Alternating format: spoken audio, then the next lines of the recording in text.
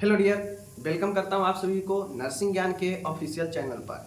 My dear, जितने भी लोग, चाहे आप बीएससी नर्सिंग कर रहे हैं, चाहे आप एएनएम कर रहे हैं या फिर आप जीएनएम कर रहे हैं, तो आखिर आप लोग का करने का मोटिव जो है वो जॉब है, सरकारी जॉब हो।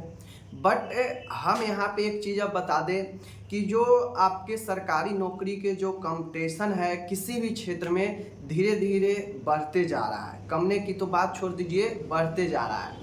और ऐसा नहीं है कि किन्हीं को कोर्स किए, एक बार अप्लाई किए और उनको जो है जॉब लग गई, उनको नौकरी लग गई सरकारी।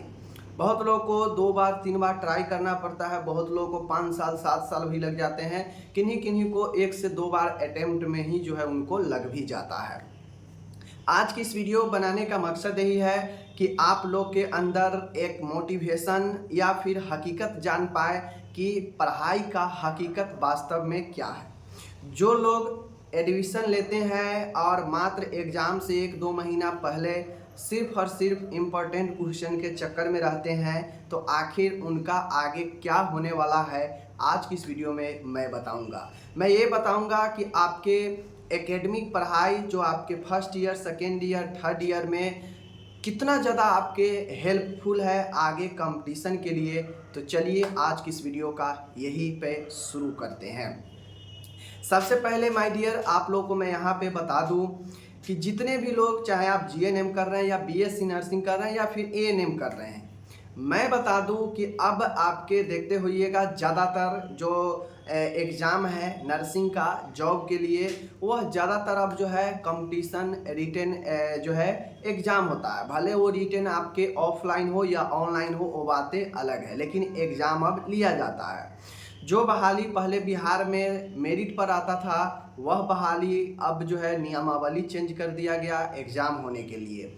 आपको पता है कि एएनएम में पहले आपके निकला था कि भाई मेरिट पर बहाली होगा, यानी नंबर पर बहाली होगा, लेकिन उसके बाद वहाँ भी एग्ज़ाम लागू कर दिया गया, एग्ज़ाम कराया भी गया, लेकिन वो बहाली अभी फंसा है कुछ प्रॉब्लम के कारण। लेकिन मैं बता दूं कि आपका फ्यूचर यही है, जो भी लोग कोर्स कर रहे हैं बीएससी जीएनएम वगैरह, उनका फ्यूचर यही है कि आप लोग को एग्ज़ाम से गुजरना ही पड़ेगा।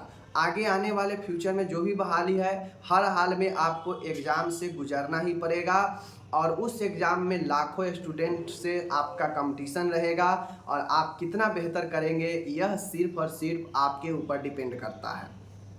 एक्चुअली होता ऐसा है कि बहुत सारे स्टूडेंट क्या करते हैं, एडमिशन अपने कोर्स में ले लेते हैं, या तो जीएनएम या बीएससी नर्सिंग या एएनएम। नो डाउट वो एडमिशन ले लेते हैं और जो है क्लास उतना बढ़िया से कॉलेज का चलता नहीं है। ठीक है, मैं हकीकत बता रहा हूँ।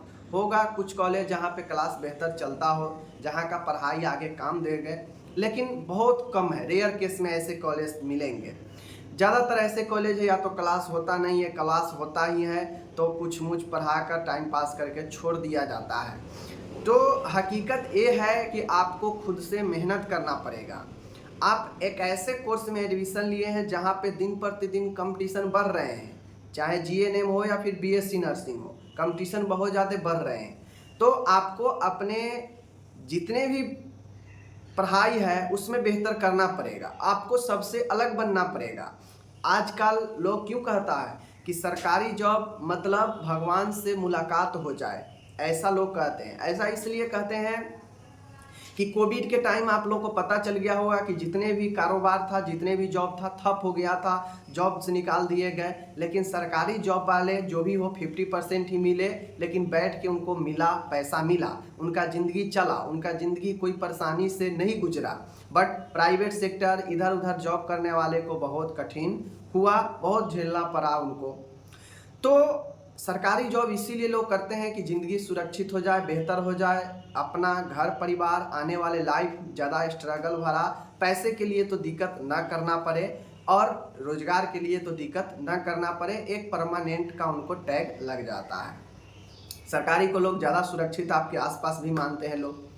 अब सरकारी उन्हीं लोगों को होता है ज़्यादा पैसा हो, वही लोग कहते हैं कि हम जॉब करेंगे, अच्छा खासा होगा। लेकिन आपके आज के समय में पैसे के साथ साथ आपका पढ़ाई भी काफ़ी मैटर करता है। मैं मान गया कि आप GNM BSc नर्सिंग में पैसा लगा दिए, 4 लाख 5 लाख 3 लाख 7 लाख पैसे आप लगा दिए, आप कोर्स कर लिए, लेकिन आपको उतना ज़्यादा पढ़ाई किए ही नहीं अपने कोर्स में। अब जब आप पढ़ाई नहीं करेंगे तो समस्या कहाँ पे मेन उठेगा, मैं आपको बता देता हूँ। रियलिटी, जो लोग इस बातें को ऑब्जर्व करेंगे उन्हीं को रियलाइज होगा कि मैं क्या बोल रहा हूँ, क्या सत्य बोल रहा हूँ। आप 3 लाख 4 लाख 5 लाख पैसा लगा चुके हैं कोर्स में, नो डाउट आप फाइनेंशियल जो है एक स्टूडेंट के तौर पर अपना काम कर दिए हैं, पैसा लगा चुके हैं। आपने पढ़ाई कितना किया नहीं किया ये बातें तब पता चलेगा जब आप 2-4 कॉम्पिटिटिव एग्जाम देंगे नर्सिंग का, और वहाँ पे आप असफल होंगे। आप इतना असफल होंगे कि आपके अंदर इतना ज़्यादा जो है ये लगने लगेगा कि मैंने यार क्या किया, मैंने 3 साल 4 साल जो नर्सिंग में एडमिशन लिया था मैंने क्या किया। मैं तो एग्ज़ाम क्वेश्चन बैंक देख कर 1 महीने 2 महीने देख कर मैं पास हो गया, और बिल्कुल आप पास हो ही जाएंगे। लेकिन रियलिटी में अगर आपको कुछ करना है तो 1-2 महीने के पढ़ाई से कुछ नहीं होता है। मैं मानता हूं कि आप 10th-12th की तरह नहीं पढ़ सकते हैं इसमें, क्योंकि आप बहुत लोग जॉब भी करते हैं, पार्ट टाइम वगैरह, घर का काम वगैरह, तो मैं मानता हूं कि आप दिन भर नहीं पढ़ सकते हो, बट कम से कम जितना समय आपके मिलता है उतना तो कम से कम जरूर पढ़ा करो। अगर आप नहीं पढ़ेंगे अभी अपने कोर्स में GNM या BSc नर्सिंग के दौरान अगर आप पढ़ाई नहीं करेंगे तो इन फ्यूचर आपसे पढ़ाई नहीं होगा। आप खुद सोचो कि जब आपके कोर्स चल रहे हैं, जब आपके ऊपर प्रेशर है, जब आपके ऊपर रिस्पॉन्सिबिलिटी है कि मेरे अभी कोर्स चल रहे हैं, अभी पढ़ाई करनी चाहिए, अभी समय है, तब तो आप नहीं पढ़ें। तब आप कैसे उम्मीद कर सकते हैं कि आगे हम इसको पढ़ लेंगे? नहीं पढ़ पाएंगे। और कंपटीशन इतना ज़्यादा दिन प्रतिदिन बढ़ रहा है कि अगर एक साल आप फॉर्म 10 लाख स्टूडेंट अगर भरता है किसी बहाली में, तो अगले साल वो 15 लाख 12 लाख हो जाता है। तो कॉम्पिटिटिव तो आपको रुकने वाला है नहीं। आपको सबसे बेहतर करने के लिए पढ़ाई बहुत महत्वपूर्ण है, बहुत महत्वपूर्ण है माय डियर। अगर रियलिटी में बता रहा हूँ, अगर अपना GNM 3 साल या फिर BSc नर्सिंग में कम से कम अगर आप 50% भी नहीं पढ़े हैं तो बहुत दिक्कत होने वाला है। फिर क्षमा कीजिएगा, मुझे ये कहने में थोड़ी सी भी जो है ये नहीं लग रहा है कि ऐसे लोग जो 50% भी अपने कोर्स के दौरान नहीं पढ़ाई किए हैं उनको सरकारी जॉब में बहुत कष्ट होगा, बहुत कष्ट होगा। नहीं होगा, मैं रियलिटी बता रहा हूँ। हो सकता है बहुत लोगों को बुरा लगे, बट माफ़ कीजिएगा, यह रियलिटी है। यह रियलिटी है कि जो मेहनत किया है उसी को कुछ मिला है। आप कहेंगे कि फलाना को ये हो गया वो हो गया, वो बातें अलग है। अपवाद सब चीज़ में चलता है, अपवाद वहाँ भी चलेगा कि कोई कम मेहनत किया उसको हो गया, मैं मानता हूँ, बट जो ज़्यादातर संख्या है वो मेहनत करने वालों की है। आप जब तक मेहनत अपने आप को नहीं करेंगे और वह मेहनत आपको अपने कोर्स के दौरान ही करेंगे, तभी जाके वह आगे काम देगा। जब आप कोर्स के दौरान नहीं मेहनत करेंगे, नहीं पढ़ेंगे, तो आप तो ये भूल ही जाइए कि आगे मेहनत कर लीजिएगा और 3 साल 4 सालों की पढ़ाई आप जो है चुटकियों में जो है उसको ख़त्म कर दीजिएगा। ऐसा नहीं होने वाला है। अब मैं ऐसा इसलिए कर रहा हूँ क्योंकि चाहे आप रेलवे का ले लीजिए बहाली, नॉर्सेट का बहाली ले लीजिए, अदरवाइज किसी भी स्टेट में नर्सिंग का जो कॉम्पिटिटिव एग्ज़ाम होता है उसमें 70 से 80% जो क्वेश्चन होता है नर्सिंग का होता है। माय डियर, 70 से 80% क्वेश्चन आपके सिलेबस जो कि आप first year, second year, third year के पढ़ाई करके आए हैं, वहाँ से 70 से 80% क्वेश्चन रहने वाला है। तो आप खुद समझिए कि वह 3 साल कितना महत्वपूर्ण है। वह 3 साल आपको सिखाता है, थ्योरी सिखाएगा, वो 3 साल आपको कंसेप्ट सिखाएगा, वो 3-4 साल जो आप first year, second year, third year, fourth year जो भी आप पढ़े हैं वह आपको मजबूत प्रदान करता है, स्ट्रेंथ प्रदान करेगा। नो डाउट आप कॉम्पिटिटिव के समय कॉम्पिटिटिव की तैयारी करेंगे तो आपका फोकस ज़्यादातर ऑब्जेक्टिव क्वेश्चन, ज़्यादातर MCQ, ज़्यादातर प्रैक्टिस पे होगा, लेकिन गहराई मजबूती चाहिए तो आपको अपने GNM में पढ़ना होगा, अपने BSc नर्सिंग में पढ़ना होगा। जो लोग अभी जिस भी ईयर में है वह पढ़ना शुरू कर दे। मैं बार बार बता रहा हूँ, नहीं आप 100% दे सकते हैं अपने मेहनत को, लेकिन 50% देना भी उतना ही ज़रूरी है अगर आप सोचते हैं कि हमें सरकारी जॉब लेनी है।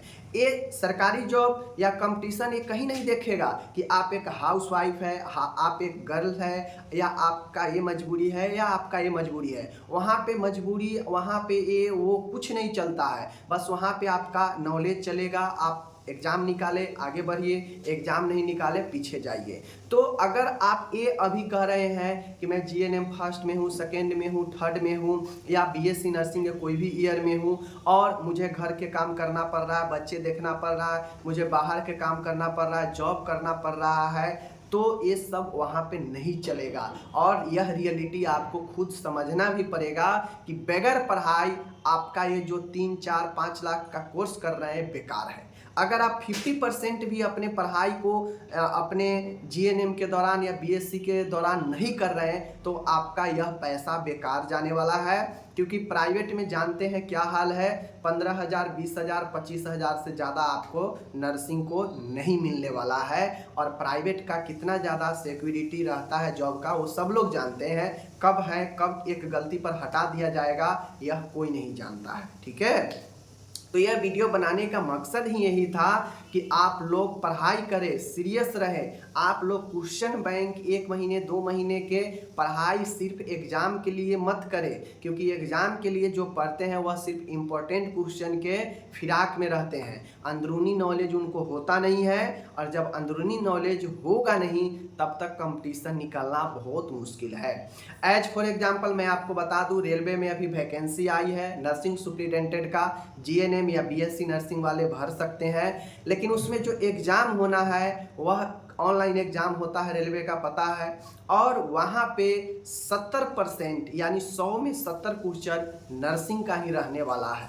तो आप खुद समझिए कि जो स्टूडेंट नर्सिंग को बढ़िया से कर देगा और उधर 30 में थोड़ा मोड़ा भी कर देगा तो उसको जॉब हो जाएगा, क्योंकि सबसे बड़ा पार्ट तो नर्सिंग से पूछ रहा है।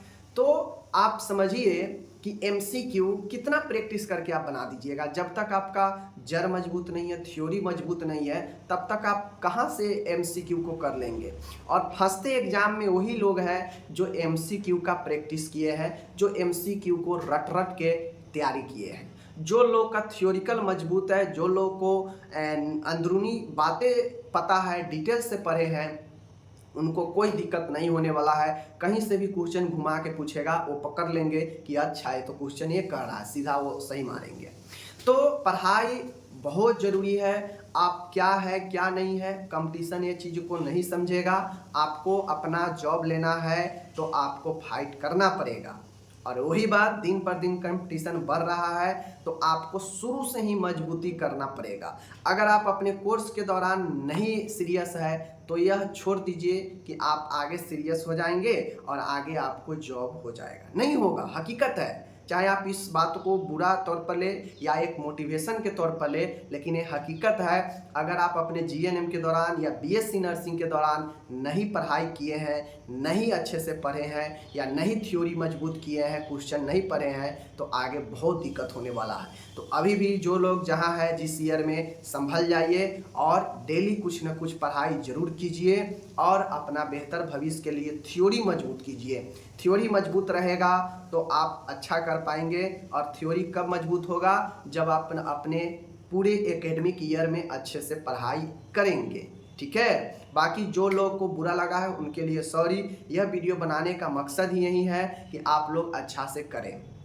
नॉर्सेट का एग्ज़ाम देखिए, नॉर्सेट का एग्ज़ाम नर्सिंग ऑफिसर बनाता है एम्स में। वहाँ भी 80 और 20 के रेशियो में रहता है। 80 क्वेश्चन नर्सिंग से रहेंगे, 20 क्वेश्चन आपके इंग्लिश रीजनिंग वगैरह से रहेंगे। तो वहाँ भी 80% क्वेश्चन आपका नर्सिंग से है। ठीक है, इसी तरह से आपके और भी स्टेट में होते हैं। बहुत स्टेट में तो 100 में 100 क्वेश्चन नर्सिंग से होता है। तो फिर आप अपने चीज़ें को नहीं पढ़े हैं तो फिर दिक्कत तो होगा ही होगा। और इस चीज़ को आप जैसे ले, लेकिन पढ़ाई करना पड़ेगा और सीरियस होकर आपको डिटेल से, चाहे फर्स्ट हो, सेकेंड हो, थर्ड हो, नॉलेज तो गेन करना ही पड़ेगा। मैं बार बार बता रहा हूँ, आप नहीं 100% मेहनत कर पाएंगे, नहीं कीजिए, कोई दिक्कत नहीं है, बट 50% तो करना पड़ेगा। 50% अगर आप अपने कोर्स के दौरान पढ़ाई नहीं किया है तो समझ लीजिए कि आपका आने वाला जो पैसा लगाए हैं कोर्स में बेकार जाने वाला है, या फिर आने वाला फ्यूचर बहुत ज़्यादा दिक्कत भरा होने वाला है। क्योंकि जब जॉब नहीं होगा, इतना सारा पैसा लगा देंगे, सरकारी जॉब नहीं होगा उसके थ्रू, उस कोर्स के थ्रू, तो आपके आसपास आपके घर वाले और आपको खुद के अंदर कितना ज़्यादा जो है दिक्कत का सामना होगा, क्या क्या सोचेंगे लोग। ठीक है, बाकी चलिए, जो लोग को समझ में आ गया बहुत बहुत धन्यवाद कि आज से भी आप अपने आप को ग्रोथ कर लीजिए। जिनको नहीं समझ में आया, उनको कभी भी कोई चीज़ समझ में नहीं आएगा, उनको समझ में तब आएगा जब वो इसी नौकरी के लिए दर दर के बार बार एग्जाम देंगे और बार बार असफल होंगे। ठीक है, बाकी चलिए मिलेंगे अगले वीडियो में।